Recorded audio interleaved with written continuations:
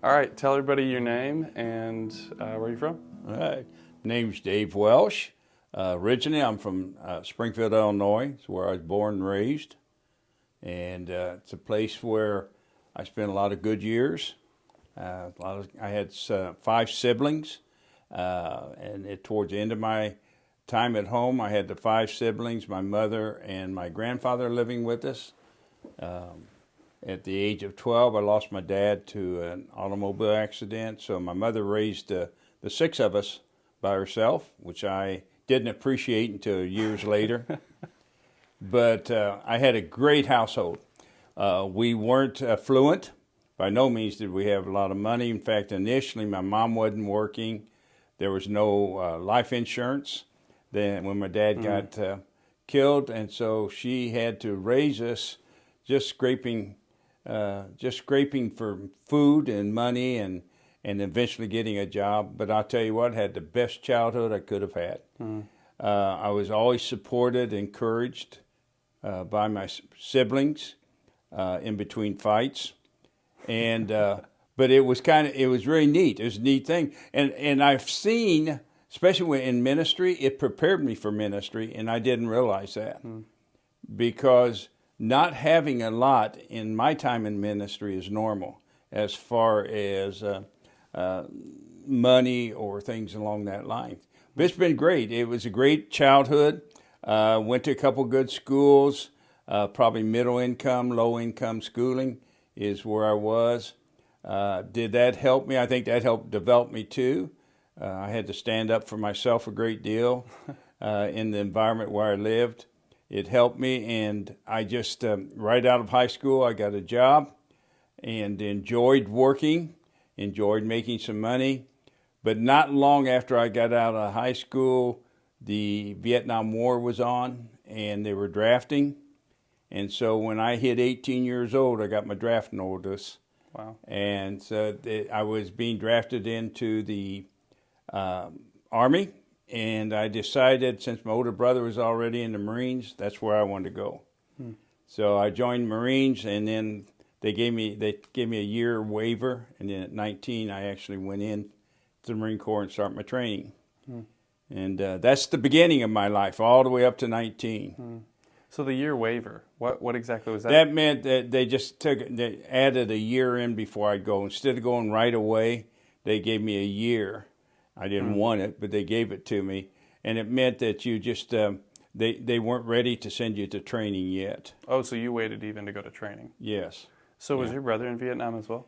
He was in Vietnam too. In fact, the funny thing, no 2 people is a rule that they had back from, I think, the Korean War, but no 2 brothers or siblings were to be in the war zone at the same time. We were. Wow. Yeah.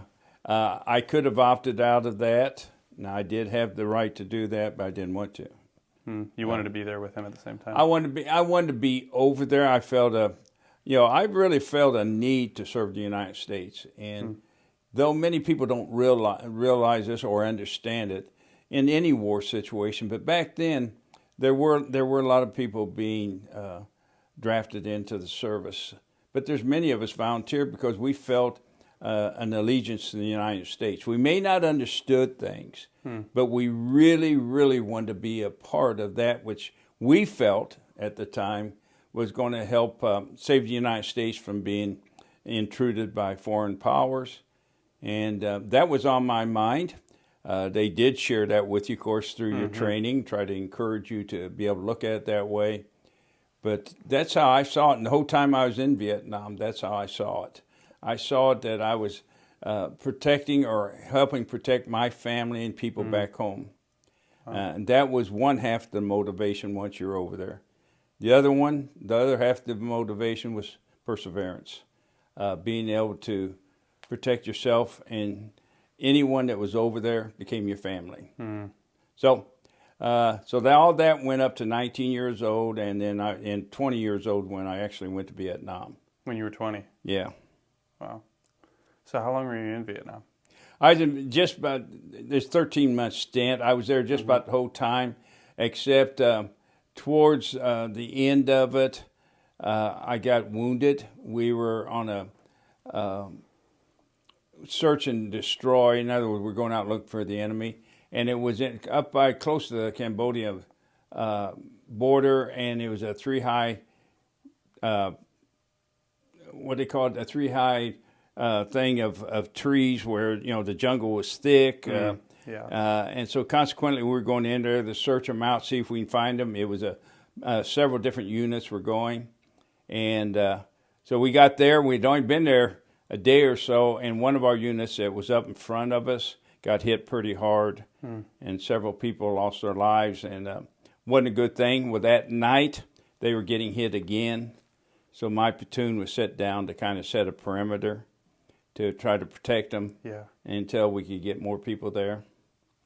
And, man, I really raced you through where I was, because that was a big part of my life. I was not a Christian at the time, but I never quit loving my country, I never quit loving my family, and I never quit loving the men with whom I served. They became my family over there. I had more relationship with them than I probably ever had with anyone since, until I surrendered my life to Jesus. Wow.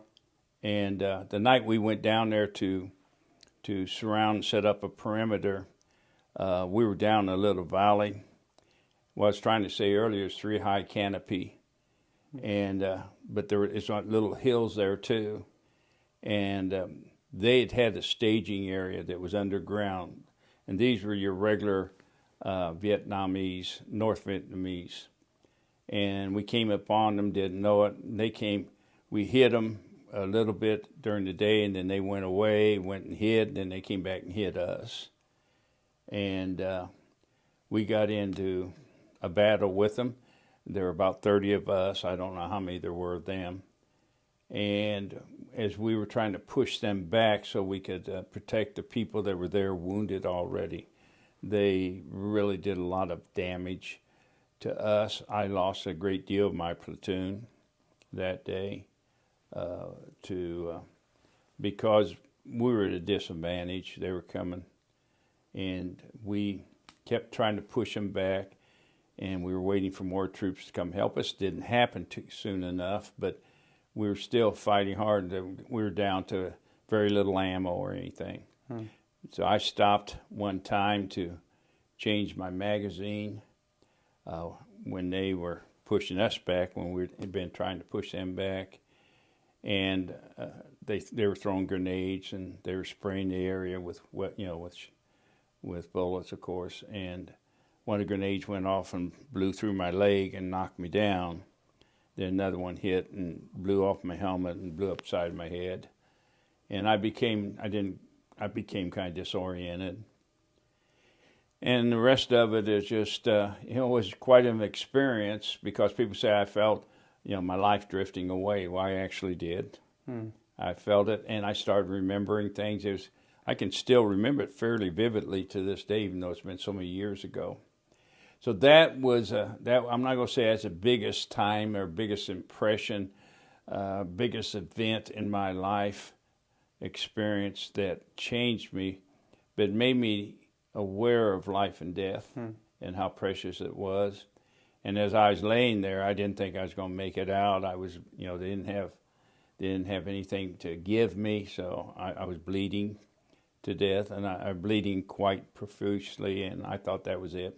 Wow. And so that, I wasn't open to Christ at the time. I'd gone to church, had no relationship. And my life began, in my eyes, that day I was wounded. Wow. Because other than being confused, I became someone who was always looking for something and never finding it. Before that time, I thought, life's going on. I'll be whatever I am, go wherever I need to go. But to that time, it's like when that grenade hit my head, that shrapnel hit my head, it knocked some sense into me. Because I guess I was kind of senseless to that time. And but they eventually, next day, they couldn't get helicopters in to get us until engineers came in and cut down a lot of the trees, and then they got a basket down, got me out, and then they sent me back during that time, and I had some surgeries. I came back up to the front lines for a little while because they needed people. And then eventually I ended up back in the United States. And from there, I had about another year and a half left on a 3-year stint. 3 years active, 3 years inactive. And that was my military. I could give you so much more on that. But that's just kind of rushing my life along because that's how I felt it went, especially from the time I got in the Marine Corps to the time I got out of the Marine Corps. And from then on, life was different. I went home for a couple of weeks. Spent a little time with my mom, who was in the process of getting remarried 10 years after my daddy had died. My older sister, older brother were out of the house. The 3 younger ones are still there. And so my older brother and I, he got out of the Marine Corps a year before me, took off to Florida, and that was our life, taking off. Taking and surrendering to all that was out there that wanted to grab a hold of us. And I'm not talking about positive things. I was confused. I was frustrated. I was angry. I didn't understand why I had the anger I had. And so I say that was the beginning of my life because this anger led me places that, to try to get fixed, to try to get help, not the Marine Corps, not the government, but taking things, getting in situations that weren't healthy. But it was like I was trying to get rid of a pain I couldn't get rid of. This is jumping way ahead, but right now I every month I go through therapy with a specialist that works with Vietnam vets. I have pretty bad PTSD. It's a constant thing that I deal with. But I want to share this. Going back, I did move around. I lived in Florida. I lived in California. I lived in Nevada. I lived in North Carolina. I lived in Illinois for a while. Lived in Kentucky. Just going all around, just trying to find who I was. And after my Marine Corps experience, after my Vietnam experience, I was so lost. And then finally, I moved to Nevada to live. And that's where I met my wife-to-be.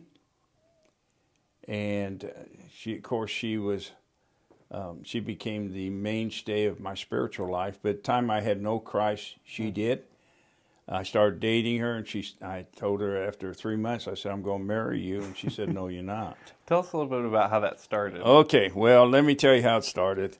I was there, and there was a gentleman who worked with my wife. And I was telling him, we worked out at the gym, and I said to him, well, I'm really looking for someone that's stable in that, because I'm not, but someone stable that could really be a plus as a friend, if nothing else. And so he said, I have the girl for you. And he was working with Pam, and my wife's 6'1.5". He was 5'6". And he said I would have dated her, just I was too short. So anyway, he called me up one day, and it's kind of strange. I was over at my brother's house, who lived there with his wife, and I didn't have a phone, but he did, and he had that number. This guy that I worked out with had that number. He called me there, and he said, "Can you be at a restaurant in half an hour?" I said, "Well," he said, "I have the girl for you." So I had to go all the way to back the other side of Las Vegas, get dressed up, and got over there. And it started being strange from that point over, because when I pulled in, there was a girl pulled in across from me, and she got out of the car, and she was this tall, beautiful redhead, and I thought, wouldn't it be cool if that was her? Well, she went on in the restaurant, then I went in a little bit later, and he came out and met me, took me over and introduced me, and that's who it was. And after a while, he left. That's the only date I ever had that I was chaperoned on, and I was 33 years old. Probably needed it, but anyway, so we started dating, and I really, really liked her. She didn't really, really like me, but that was okay. I enjoyed being with her. We had very casual dates at times, but we'd go out to eat, nothing really close. Or, she was living with a brother at the time and his wife and family, and I was living on my own, and we just started dating. And as I started to say earlier, after 3 months, I said, I'm going to marry you. And she said, no, I don't even like you that much. But no, she didn't want to get married. And so we went, she was going down to, she's from Texas. She was going down to her hometown to some kind of festival they had in the summer. And she asked me to come down and to meet her parents. So she flew down, then I flew down. And she didn't want me to meet her parents because we're getting married. She just wanted me to meet her parents. And so we went down there, went through there. We were there about 4 days. Then we flew back together. She's sitting on the plane next to me. She's real nervous about flying. And so she was holding on to me. I thought, well, she really likes me. She's holding on that tight. No, it's just because she was scared that she was holding on so tight. But anyway, I'd had no intentions on saying anything to her. But I turned to her and I asked her if she would marry me. And she said, oh, God, what should I say? And she said it was audible, just about. He said, say yes. So she did, and she's regretted it ever since. No, that's not true. That's not true. But that was, we got married. We had dated 5 months when we got married. Wow. 5 months, and which is a very short period of time. I wish we'd had some marital counseling or something, but remember, she was a child of God, I wasn't. We got married, got a house after we got married, and that was the continuation of my life where I really started living for the first time, because my wife would present Jesus to me, and I said, I don't need Jesus, I'm a good guy. I'm not doing all these negative things anymore anyway. Yeah. Because of you. And but we would have our little arguments about it. And then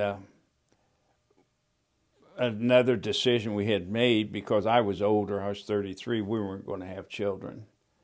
And we decided that. And for some reason, 5 months is a magical time for us, because after 5 months she was pregnant. We haven't figured that one out yet, but anyway, she was pregnant, and so we had our first child. And after we did, because I had been exposed to church and Jesus when I was young, even though it didn't take with me. And after Vietnam, I became very negative, very ugly, very despondent. And so I just didn't search for anything like that. And then when she became expecting with our first child, I wanted them to have what my parents tried to give me that I didn't accept, and that was some kind of relationship with church, at least. So that's how we started. That's how I got out into that part of our lives. And this was after we'd been married just a little more than a year. And we got in a church there in Las Vegas. It was a Christian church, independent. We started going there. We liked it. We started going to Bible studies. And we'd been there about 6 months, and these group of people came over and asked me to teach a Bible study. And I still to this day don't know. It had to be the Holy Spirit moving them, because I knew nothing about the Bible. I was the last person that should have been teaching a Bible study because of my background and my decision-making in the past. But anyway, I went out there and we started doing that. And then within a couple months after that, the pastor came over, the lead pastor of that church, and said, I have a scholarship for you to go to a place called Milligan College, and in preparation for the ministry. And I'm going, I don't want that. I was working for the post office at the time and doing okay. We had our house and our one child and our picket fence kind of situation. And I had no desire to serve Christ like that. Well, I fought for about a year and I lost. And I ended up going to that school. And when we got there, we had no money. We had nothing.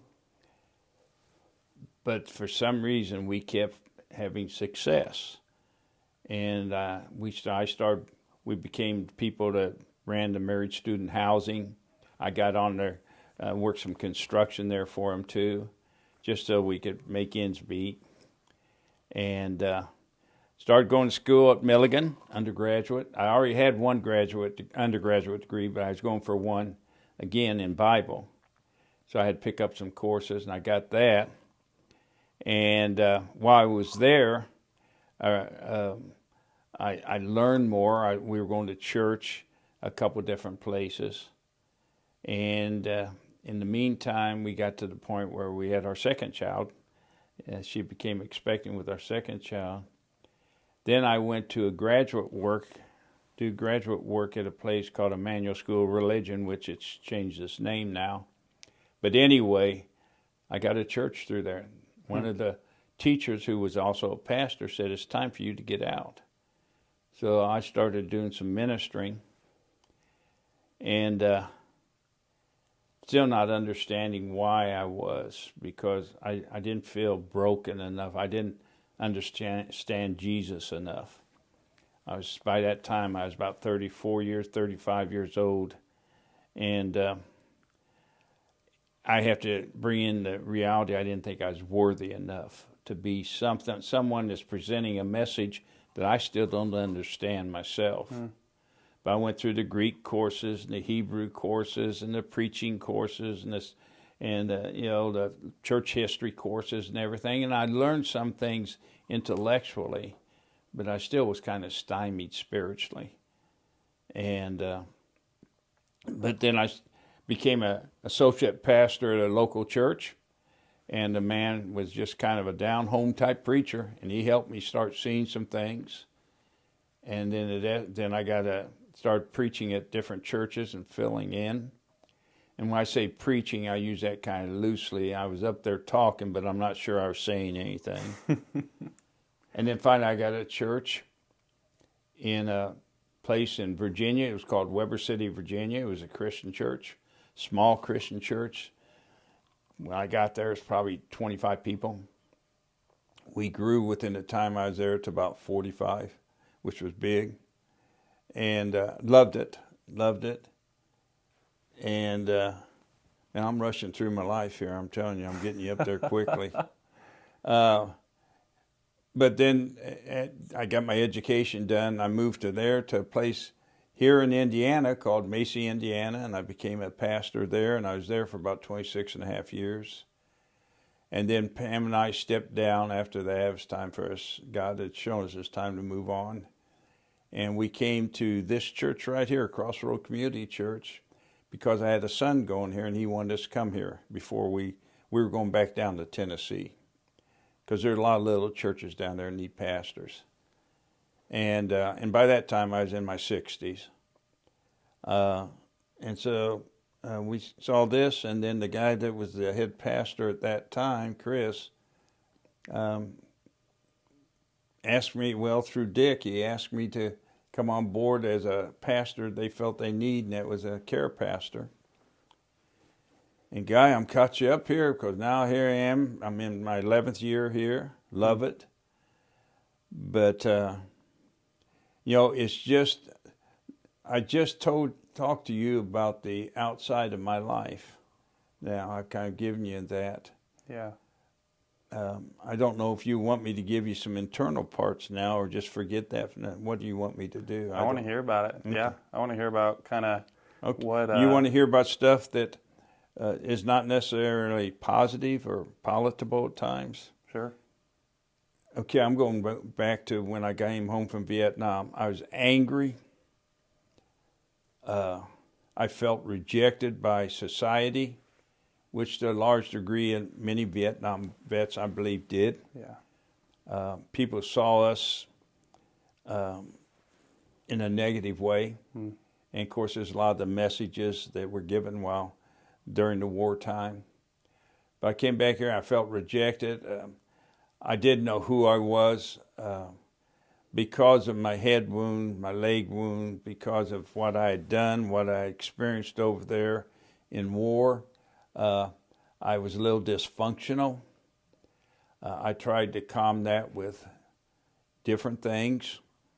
I have no problem saying I tried to do it with, I tried to medicate myself, I will say it that way.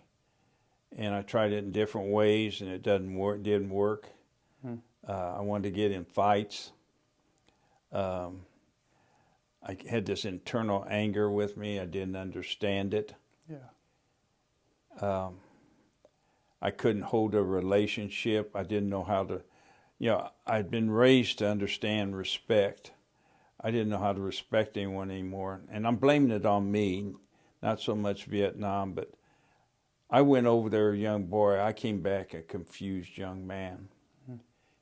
And that can happen to you. There's many go through war, maybe don't come out that way, but I saw a lot of action over there, did a lot of things over there. That's why I go to my the person who works with me, because I haven't gotten through those. I have the anger, I have resentment, I have guilt. I have guilt. Some guilt is necessary, but I carry it. And she keeps sharing with me, which is true. I have a problem that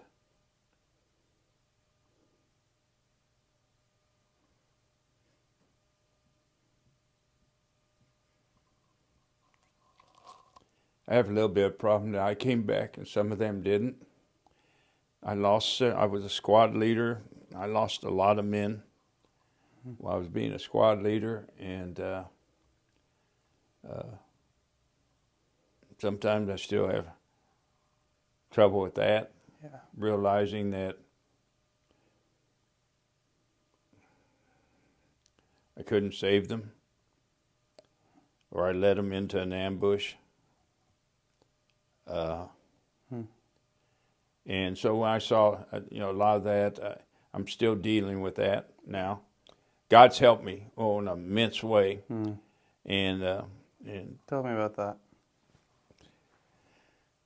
Well, like I said, I'm jumping around here. God didn't come into my life till after I met Pam.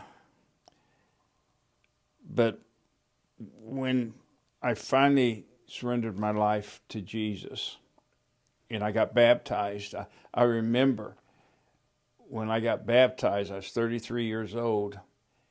And when I came out of the baptistry, I felt like I was floating.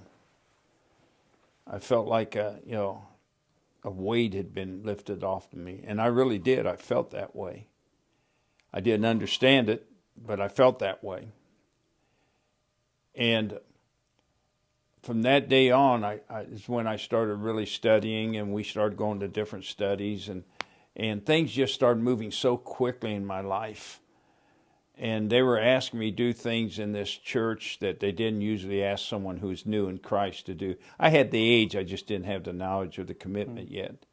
And it was like I was on a fast pace to learn more about Christ and that. So we did do a lot of studying, praying.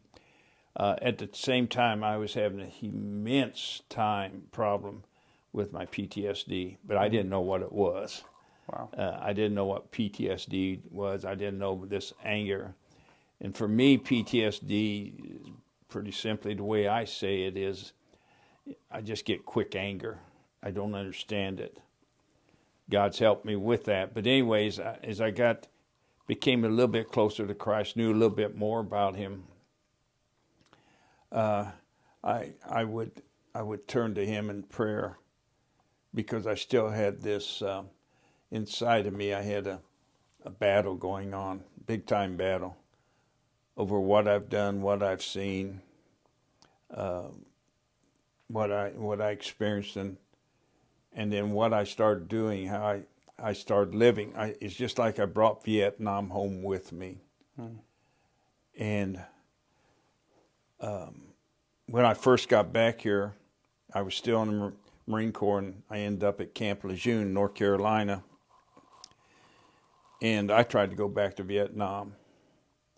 I didn't want to live here. I didn't want to be around these people. I wanted to be around the people that I knew showed me support, and I really had a struggle in that. I really, really wanted to get out of this kind of environment, because that's an ugly environment, but it's one where I felt comfortable because, the other people were there to support you. Wow. There's no judgment, and I was a squad leader, would have been a platoon sergeant eventually, but... There's a lot of respect there too, and brotherhood. Yeah, it was. It just, it's like you're with your brother, like a real brother, and just walking day by day with them, fighting with them, seeing them drop. And that's something I guess my therapist told me I'll deal with probably the rest of my life, which I probably will. And I think, some people have been through much more than I ever was. That was enough for me. But I don't regret going through it. If someone wants me to say, well, you should repent of that, I don't regret serving this country. I didn't know exactly what I was doing, but I can say to this day, I was fighting for this country. I love this country. I've been in other countries, and there's nothing like this place. I'm sorry that we're going the direction we've been going here, but I'm still going to love this country. And it wasn't that when we first went to Afghanistan, this other Marine and I, we were both in our 50s at the time. We were going to get together, a couple guys, and we were going to volunteer to go back to Afghanistan. For some reason, they wouldn't take us. I haven't figured that out yet. But by that time, of course, I was married, and my wife said, "No, you don't want to do that." I said, "Yeah, I feel I really need to." So, but Christ, I'm reading through the scriptures. I'm reading through the Bible, and then reading through Proverbs for the study and the preaching is going on now. And it's really enlightened me a little bit more. But I brought this up at a meeting we just had, that by reading those, and I'm seeing what's happening with Abraham's family, and I'm towards the end of Genesis now.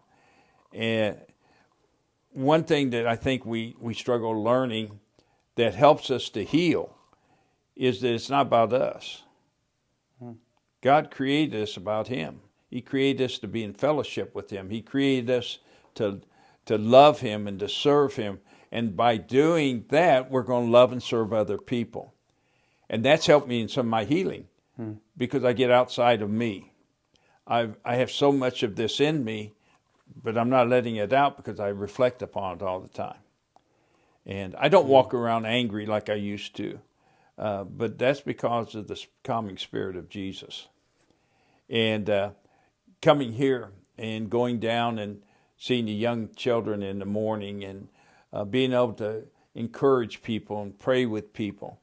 And today I had a woman call me because there's something going on with her husband, and she talked for a long time, and it was good just to allow her to talk because she needed to. I've come a long way from Vietnam. I've come a long way from being that lonely person going all over trying to escape to a person who feels comfortable. I have a phenomenal wife who is not just a beautiful woman and a great mother, but she is a spiritual woman who is God brought to me because He knew what I needed. I was dumb, she was smart, and that's what I needed. And that worked. It worked, and it still works. It still works. And I'm blessed with 3 beautiful sons, and I have 6 beautiful grandchildren and 2 phenomenal daughter-in-laws. I still, out of the 6 children, there's still 5 of us still living. And I'm really blessed. And I can see life a little clearer, not as clear as I need to, because I went through all that from growth and losing dad and growing up kind of on my own, and then Vietnam, and then post-Vietnam, and then meeting Pam and marriage and that. And, it's like a whirlwind at times when I look back and reflect upon it, but it comes into sight better, and it becomes more stable when I look through the eyes of Jesus at it. It's just a moment. Yeah. It's not a long term. But one thing that's been shared with me, the things I've done, the things I've experienced, created me into who God needed me to be. God brought me through that night in Vietnam, laying out there in the jungle. He brought me through there because by all right, I should have died. I should have died. I was so blown up and everything else. And that's attached to, I should have been dead, but I wasn't. When I was a young boy, for the first about 9 years of my life, I was sick all the time. And I had diseases, whooping cough, and these things like that. I had seizures, and I lived through it. When I was 10 years old, I had polio. And my older brother and I got polio at the same time. And we were in the hospital for a fair amount of time. Then we were at home. We weren't allowed to go back to school or anything. And it did some damage to us physically. I'm so small now because it stopped my growth. But anyway, we had polio. God brought me through that. There was nothing that was terrible because he brought me through it. I didn't know that until I became part of his body, but he gave me the ability to look back and see that. And then after I was dead at 53 years old, I had prostate problems. I had to have surgery there, but no biggie. He brought me through it. Something I'm seeing in your story is how when you found yourself and you found out who you were and whose you were, it completely changed everything for you. And the time that you spend with people, and I know the questions that you ask people are to help them see that. Like the same desperation that you really needed somebody to be there for you, like you are that person for other people too. That's true. That's true. I don't want anyone to feel like I did. Yeah. I don't want anyone to feel like there's no purpose to their life. They're just a kind of a picture, but nothing else. There's no history. There's no future. And if I can encourage someone to feel good about themselves, which may enable them to take another step forward, to be a little bolder, to seek to learn a little bit more. I love that. And when they're hurting, I'd like to be there for them. I like to say that prayer for them. I mean, I could tell you so many stories about that, how God's urged me to pray in places where a lot of people don't pray. But it's because I want to encourage the people. And I really have a love for them. It's a love that I didn't understand. Yeah. It's not my love. That's why I didn't understand it. It's God's love. Because my love, I had familial love, romantic love, but I didn't have the true love, the unconditional love, the sacrificial love that God wants us to have, that agape love. I hadn't embraced it. I didn't understand it. And as he helps me to understand it more, I want to be around people. I want to be there for them. I want to pray for them.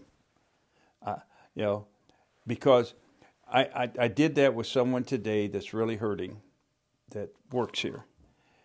And the individual said, thank you for that. I really needed that. And we went into conversation, what was going on. I prayed again for this individual. And she said, I really do appreciate how you do this and how you do it for people. I said, I get blessed. So I'm kind of selfish because I get blessed when I see someone feel better. I still deal with different aspects of my life that need to come online, if you will, with Christ. But when I can be around people and help them get outside of myself, like you're saying, when I can be outside myself for them, and not reflecting on me, I'm okay. Yeah. I feel better. I feel more connected to God, to Jesus, and to what He taught us, and the Scriptures continue to teach us. I feel more where He wants me to be. But I've confessed here at the church and at different meetings that I just have a difficulty sometimes because I'm hypercritical of myself, of believing I'm doing as much as God needs me to do. So, yeah, I love doing it with people. If I can be there for people, if it's a smile, and I try to be sincere. I don't say something just to flatter them. It's how I really see them, whatever it is.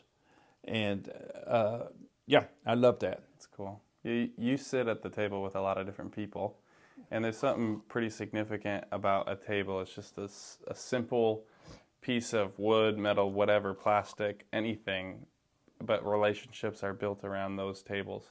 The big question that I want to ask you is, what does it really mean to sit down at the table with those you love, and what does it really mean to sit down at the table with God? Okay. When you ask the question, what's it really mean to sit down with the people I love, my head can go many different ways. My thoughts can. But mainly it goes to my wife. You've heard the statement made, that's the love of my life. She is the love of my life. Jesus is first. So I don't have to requalify that. She is the actual love of my life. I never have and never will have a love like that. More than that. I love my boys. They're right there behind her. Then my grandchildren and my daughter-in-laws and everything. But Pam's the love of my life. So what's it mean to sit with her? It's to sit with her and her seek to understand me, or her to correct me, or her to show me some places where I've been wrong. I give you an example.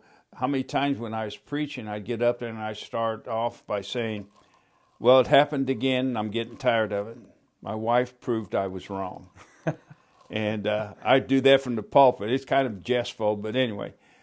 Just being with her is a place of wisdom, godly wisdom, more from her than me, and it's a place of comfort, knowing that I'm in the presence, when I really allow myself to be in the presence of one of God's children.